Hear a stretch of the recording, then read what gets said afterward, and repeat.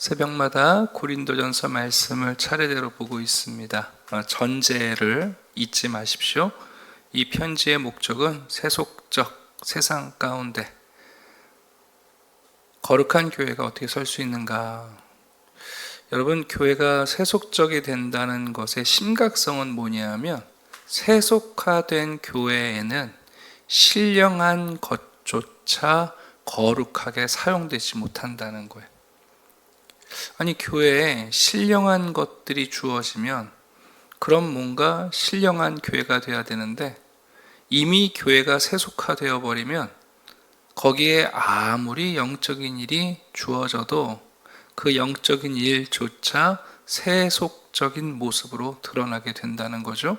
참 재미있는 것은, 안타까운 것은 고린도 교회에 성령의 신령한 은사들이 많이 주어졌는데 교회와 성도들이 세속화되어 있다 보니까 그 신령한 것들조차 서로 경쟁하고 서로 파당을 짓고 서로 나뉘어지는 자양분으로 쓰이잖아요. 바울이 지금 얘기하고 있는 건 그런 거예요. 내가 너희들이 신령한 것에 대해 모르기를 원하지 않는데, 그리고 너희들이 참 신령한 은사를 많이 가진 것 같은데, 그런데 문제는 뭐냐면 그 은사를 한 분 성령님이 주셨다는 거. 서로 다른 은사지만 한 주님을 섬긴 데 써야 한다는 거. 그리고 서로 다른 은사가 다시 합쳐져야만 하나님 한 분께서 역사하실 수 있다는 사실. 신령한 것이 신령한 삼위일체 하나님에 의해서 거룩하게 쓰임받을 수 있다는 사실을 망각하고 있다는 거죠.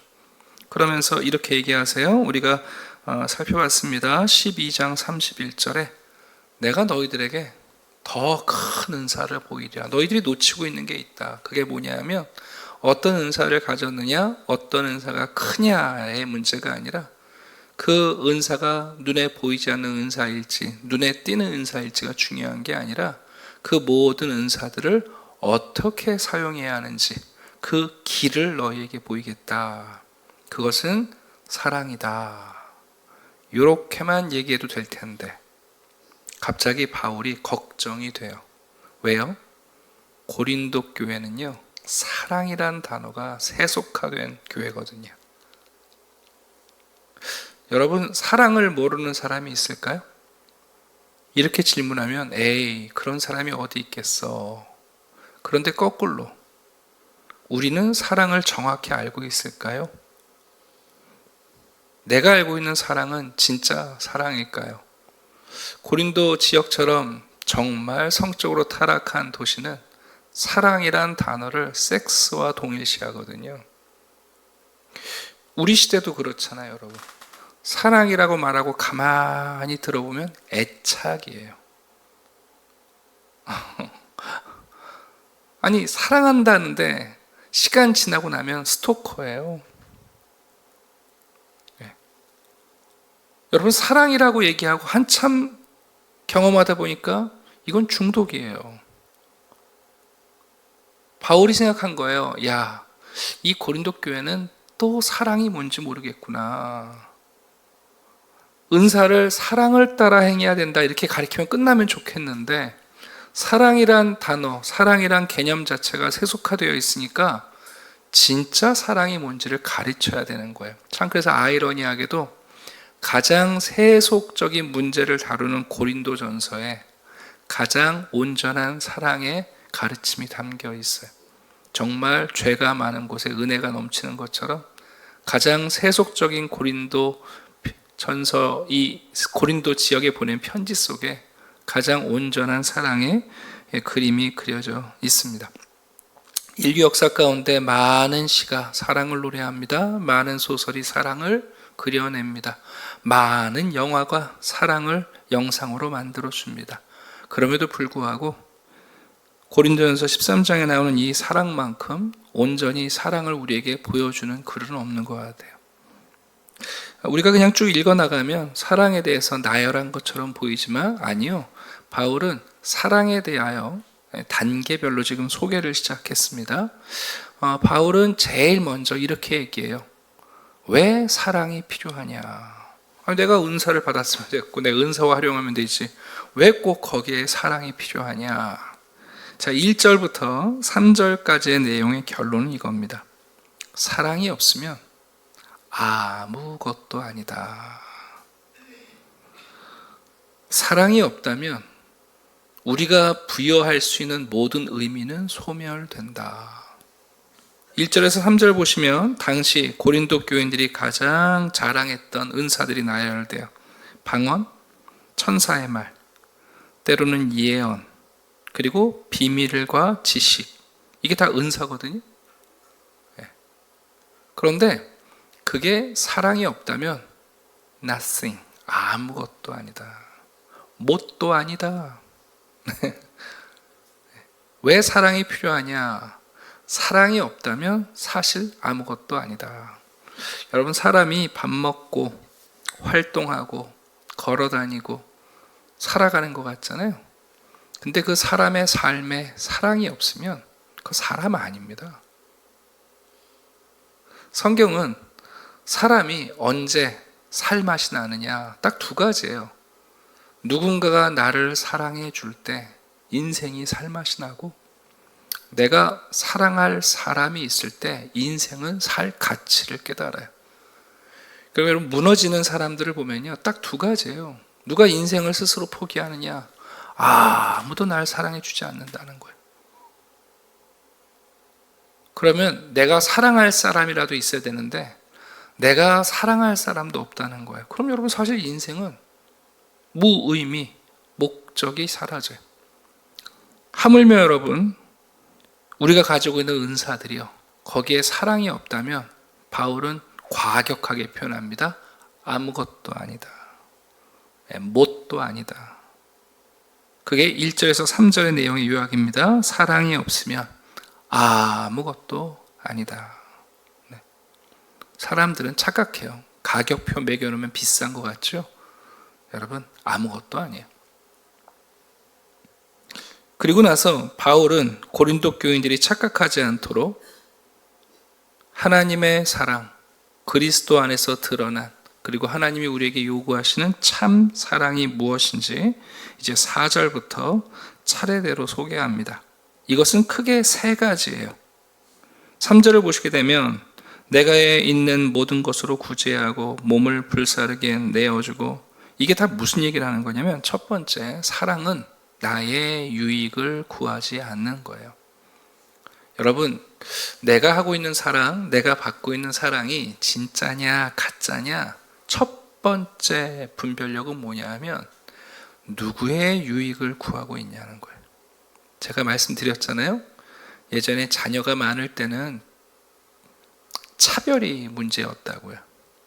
근데 이제는 자식들이 하나씩밖에 없어요. 차별하는 가정 없어요. 문제는 뭐냐면 자기애예요. 부모와 자녀가 서로 자기애로 다퉈요. 부모가 그러잖아요. 너 잘 되라고 하는 말이야. 근데 가만히 보면 부모가 자기 유익을 위해서 자녀 교육하고 있는 거예요. 그럼 여러분, 그거 사랑이라고 착각하고 교육열 올리지만 그거 사랑 아니에요, 여러분. 잘 판단하셔야 돼요.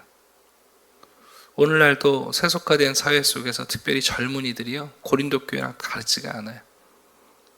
사랑이란 말을 그렇게 듣고 싶어 하는데 아무나 입속에서 사랑 나오면 그게 사랑인 줄 알아요. 아니에요, 여러분. 사랑의 첫 번째 분별력입니다. 뭐가 있어야 한다고요? 나의 유익을 구하지 않는 거예요. 여러분, 우리가 내가 지금 무슨 사랑을 하고 있는데 거기서 내 유익 취하려고 하는 거 사랑 아닌 거예요. 그냥 거래하고 있는 거예요. 내가 이만큼 좀 저 사람은 나한테 얼만큼을 줄까? 그건 거래죠. 그게 무슨 사랑이에요. 네. 아이고, 저 사람이 사랑받을 만한 자격이 있냐? 그것도 여러분 아니에요. 그의 유익을 위해서 하는 게 사랑이라면, 그가 자격이 없다면 더욱 그를 사랑해야 될 이유가 생기는 거예요. 첫 번째, 사랑이 뭐냐? 쭉 나열하면서 나의 유익을 구하지 않는 거다. 자, 3절 봅시다. 내게 아무 유익이 없다. 내가 내 유익을 구하면서 하고 있다면 그건 사랑이 아니다. 자, 두 번째, 여러분 사랑이 어떻게 분별되느냐? 진짜 사랑이 뭐냐? 그것은 상대의 인격을 망가뜨리지 않는 거예요. 여러분, 하나님이 우리를 사랑하실 때 우리의 인격을 파괴하지 않으세요. 여러분, 하나님이 우리가 죄인인 걸 알고 답답하시지만 하나님은 우리를 사랑하실 때 우리의 인격을 파괴하지 않으세요. 오히려 하나님은 우리를 사랑하실 때 이 부족한 우리의 인격을, 이중 인격을 어떻게 하세요? 기다리세요. 참으세요. 온전하지 않으니까 지워버리시지 않아요. 그게 내용이 4절에 있는 거예요. 사랑은 오래 참아요. 저걸 인간이라고. 그게 아니라 그의 인격을 망가뜨리지 않아요. 무시하지 않아요. 그래서 오래 참는 거예요. 온유하게 대해요.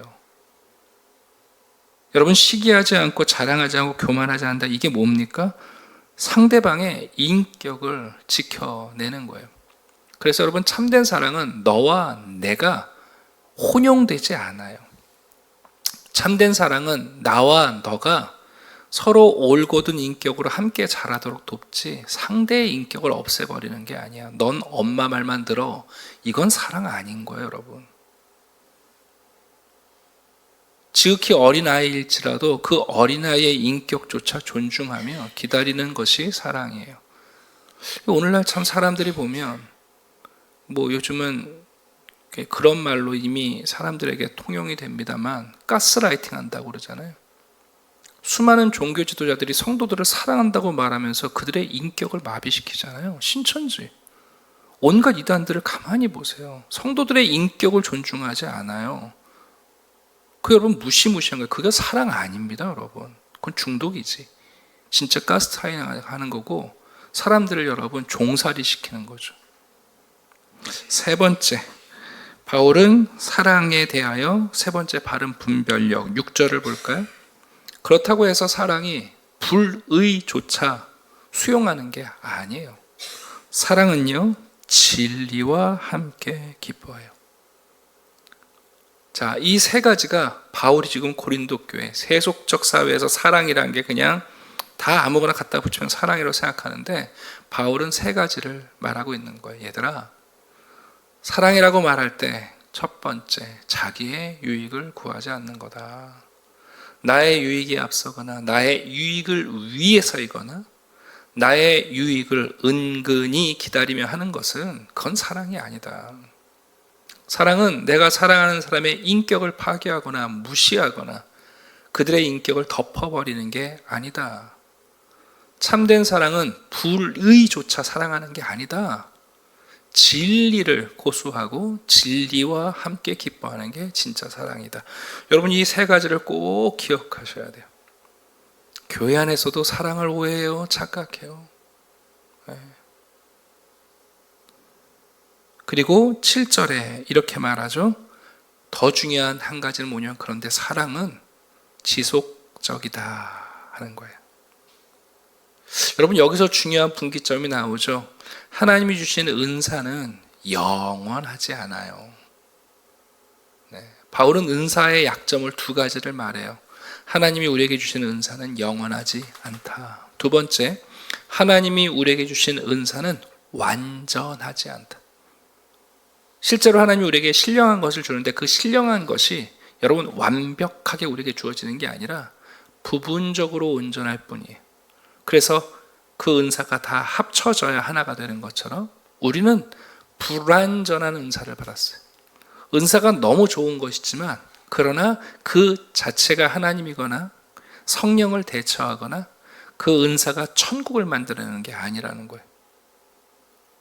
그러나 사랑은 끝까지, 그게 7절이죠.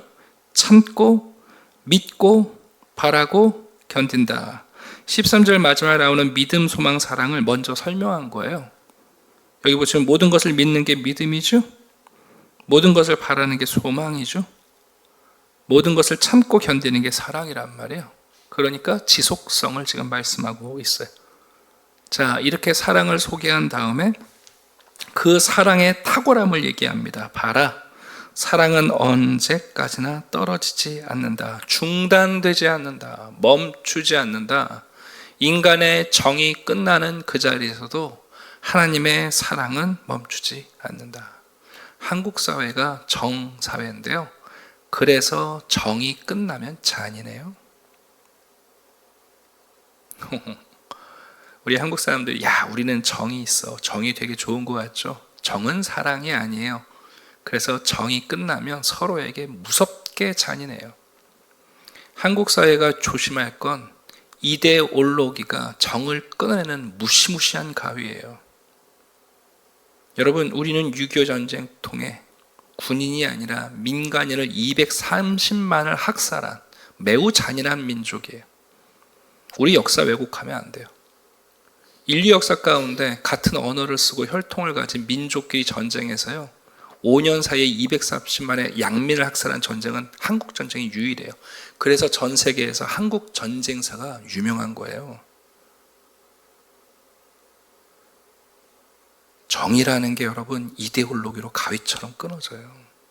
요즘 우리 사회 보세요. 부모와 자식 사이에 이데올로기 문제 생기면요, 정치 이념이 바뀌면요, 무시무시해져요. 그러나 참된 사랑은 중단되지 않아요. 정이 아니에요. 네. 또 정을 사랑으로 오해하면 안 돼요. 시작했던 얘기를 말하죠. 예언, 방언. 봐라, 예언도 패하고 방언도 그친다. 결국 우리가 하고 있는 은사는 어떤 거예요? 부분적인 거예요. 영원하지 않아요. 지속적이지 않습니다. 언젠간 중단될 겁니다. 언젠간 멈춰야 하는 것들이에요. 그러면서 바울은 두 가지 비유를 들어요. 봐라, 온전한 것이 올 때는 부분적으로 하던 것들은 다 멈추게 된다. 첫 번째 예. 우리가 어린아이 때 얼마나 여러분 중요하게 여겼던 것들이 많아요. 여러분 어린아이들 얘기를 들어보면 항상 부모랑 뭘 약속할 때 영원할 것처럼 약속해요. 아이들이. 아이들은 그게 영원할 것처럼 얘기를 해요. 친구 만나면 우리 다시는 헤어지지 말자. 전학 가면 끝이지 뭐. 네? 그렇잖아요, 여러분. 내일 또 만나서 놀자. 그 다음 날 또 놀자. 아빠랑 놀러 가면 끝이에요. 근데 아이들은 여러분 자꾸만 영원한 것 같아요. 첫 번째 예가 뭡니까? 어렸을 때 그게 사실은 다 부분적이었던 거다. 온전한 게 아니다. 장성한 다음에 어떻게 되느냐? 어린아이의 일을 버려요. 그럼 그거 아까우세요, 여러분? 아니요. 그거 못 버리면 철없다 그러는 거예요. 어렸을 때는 산타클로스 할아버지가 크리스마스 때 선물 갖다 주니 착한 일도 해야 되고 울면 안 되고. 네? 혹시 산타클로스 믿고 계신 거 아니죠? 네. 나이 60대 셨는데 산타클로스 믿고 계시면 치매 검사할 필요 없죠. 네. 두 번째 예를 또 얘기해요. 12절 봅시다. 거울의 비유를 들어요. 당시 예전 거울들은 지금처럼 수은으로 만든 명확한 거울이 아니잖아요. 청동이나 황동으로 닦아 만든 거울들이니까 보이긴 보이지만 흐릿하게 보여요. 그러나 여러분 거울로 보는 모습이 나의 모습은 아니잖아요. 거울로 봤을 때 내가 아무 문제 없었는데 눈으로 보야 너 그거 안 띄냐? 그러면 뭐가 중요하냐면 실제 나의 모습이 중요한 거죠. 그래서 두 가지 비유를 드는 거예요. 어린아이의 부분적으로 알던 것들이 장성하면 우리가 지워버리지 않느냐. 거울로 보긴 했지만 진짜 우리 얼굴을 대면하여 보면 여러분 그거 보고 우리 얼굴 고치는 게 맞는 거 아니냐. 두 가지 예를 들어주시는 거예요. 그런즉 아까 7절에 있는 것 모든 것 참고 모든 것 믿고 모든 것 바라고 모든 것을 견딘다고 그랬는데 그 믿음, 소망, 사랑이 항상 있다. 항상 이건 지속성이 있는 것들이지만 그 중에서 가장 마지막까지 중요한 건 뭐냐? 사랑이다. 저는 이 고린도전서 13장에 대한 설교 중에 좀 오래되신 분이죠. 이성봉 목사님이라고 계세요. 우리 한국의 초대교회 부흥사신데 그분이 설교하신 내용이 녹음된 게 있어서 예전에 그 목회와 신학이라는 목사님들 잡지를 구독하면 뭐 요즘은 카세트 테이프를 안 쓰지만 그때는 이제 매달 부록으로 여자 잡지 사면 화장품 주는데 목회와 신학은 매달 이렇게 부록으로 카세트 테이프로 강연 같은 게 담겨서 왔었어요. 그때 그 중에 하나가 이성복 목사님의 육성이 녹음된 설교 파일이었는데 그분이 철로역정 가지고 설교를 하시고 그러는 가운데 이 사랑에 대한 얘기하면서 어떤 비유를 드셨는데 그게 너무 인상 깊어요. 제가 늘 기억하는데 그 이성복 목사님이 이 13절 한 절을 얘기하시면서 이렇게 얘기하는 거예요. 믿음, 소망, 사랑이 항상 있다는 게 무엇이냐? 이건 바로 신부가 가마를 타고 신랑을 만나러 가는 것과 같습니다. 이러면서 설명하시는 거예요. 이게 무슨 얘기인가? 여러분, 신부가 결혼식 하려고 이제 가마를 타고 가면 그 신부가 앉는 그 가마가 뭐냐? 그게 믿음이라는 거예요. 그래서 그 가마에 앉아 있으면 신부가 그냥 앉아 있는데 잠시 후에 신랑 앞으로 가요. 그 가마가 믿음이라는 거예요. 우리가 믿음이 있으면 그 믿음이 우리를 그리스도께 데려다 준다는 거죠. 소망은 뭐냐? 가마꾼이라는 거예요. 그래서 소망이 그 가마를 끌고 간다는 거죠. 그러면서 마지막에 그럼 사랑은 뭡니까? 사랑이 신부라는 거예요. 그래서 그분이 얘기하시는 거죠. 결혼식장 도착하면 신랑이 가마 끌어안아요? 가마꾼 끌어안아요? 신부 끌어안아요. 믿음, 소망, 사랑이 함께 끝까지 갈 텐데 그 중에 제일은 사랑이다. 그러면서 그 비유를 드시는데 인상 깊어요. 그래서 가끔 소개해 드리는데 자, 오늘 말씀을 마치려고 합니다.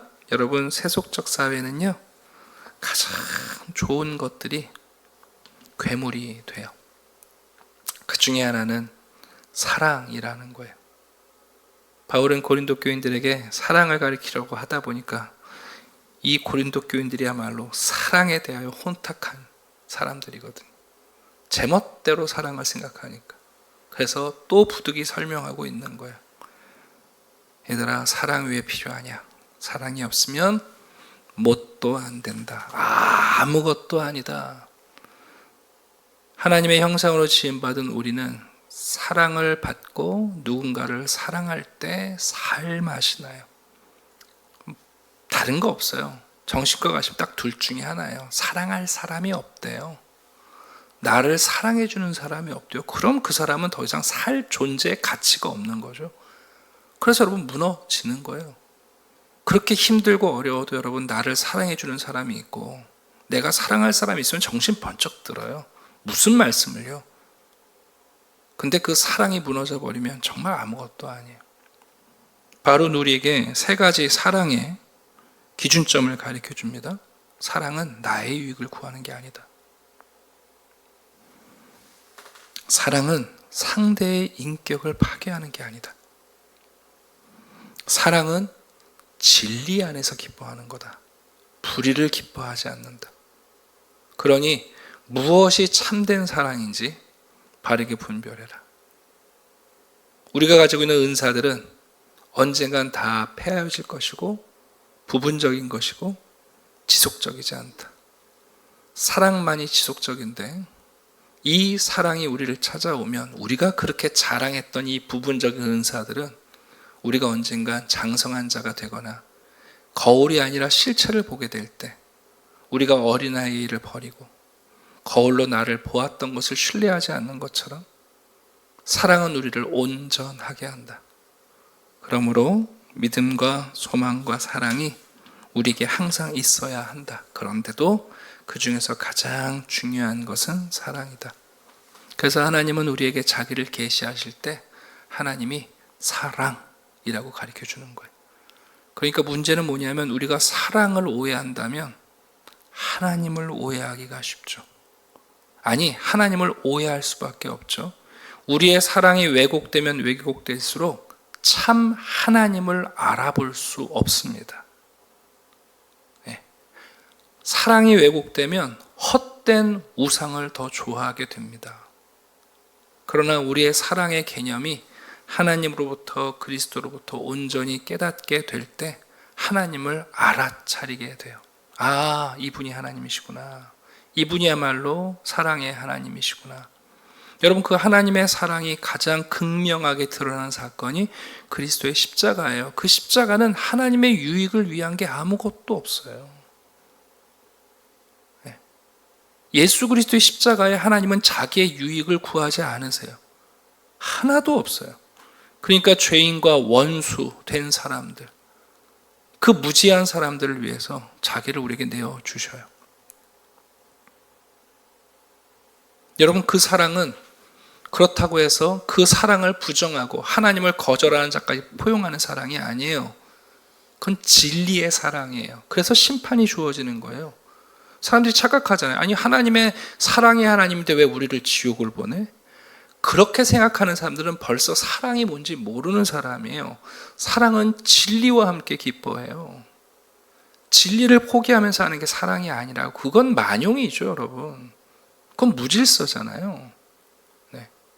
아니요. 사랑은 진리와 함께 기뻐하기 때문에 자기의 유익을 구하지 않고 우리를 사랑하신 하나님을 거절하는 순간, 그건 여러분 사랑의 대상이 될 수 없는 거예요.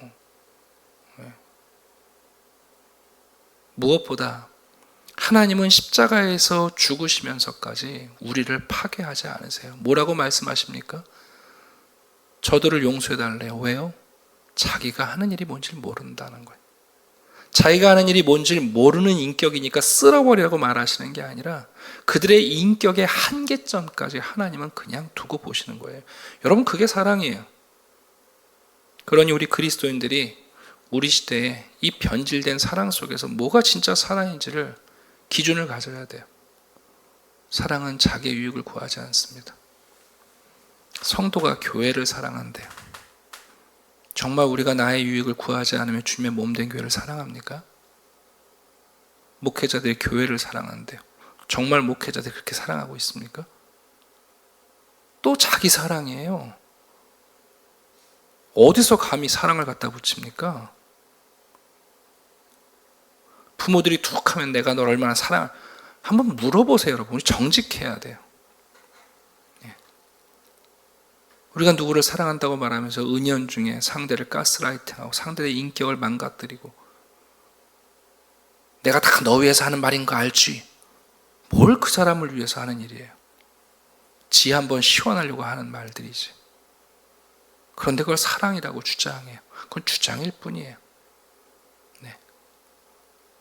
이 세 가지 사랑에 대한 기준을 붙잡고, 여러분, 우리에게 주신 하나님의 신령한 것들이 신령한 것으로 남을 수 있도록 우리의 사랑이란 언어와 개념과 우리의 사랑의 실천이 하나님의 뜻 안에서 하나님을 닮아갈 수 있기를 주님의 이름으로 축원합니다.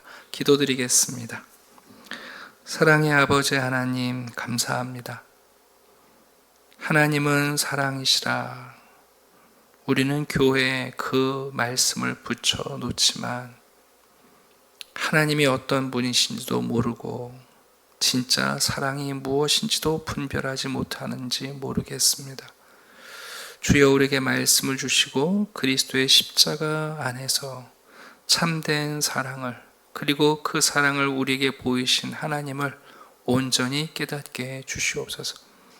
어린아이처럼 생각했던 사랑이 장성한 사랑, 온전한 사랑을 추구하게 하시고, 희미하게 느꼈던 사랑이 이제는 하나님의 얼굴을 보듯 그리스도 안에서 온전한 사랑의 그림을 갖게 해 주시옵소서.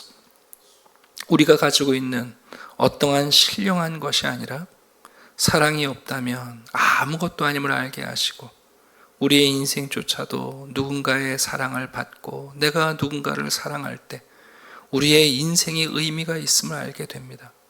왜 하나님께서 마음과 뜻과 목숨을 다하여 자신을 사랑하라 하셨는지, 그 말씀이 하나님의 유익을 위한 것이 아니라 사랑이 없이는 살 수 없는 우리를 위한 주님의 자비로운 말씀을 깨닫게 해 주시옵소서. 오늘도 이 세속적 세상을 살아가지만 거룩한 사랑 안에서 주님을 붙잡습니다. 우리에게 믿음을 주시고 소망이 우리를 이끌게 하시고, 그러나 주님의 신부된 우리는 사랑으로 단장하게 해 주시옵소서. 감사드리며 예수 그리스도의 이름으로 기도드립니다. 아멘.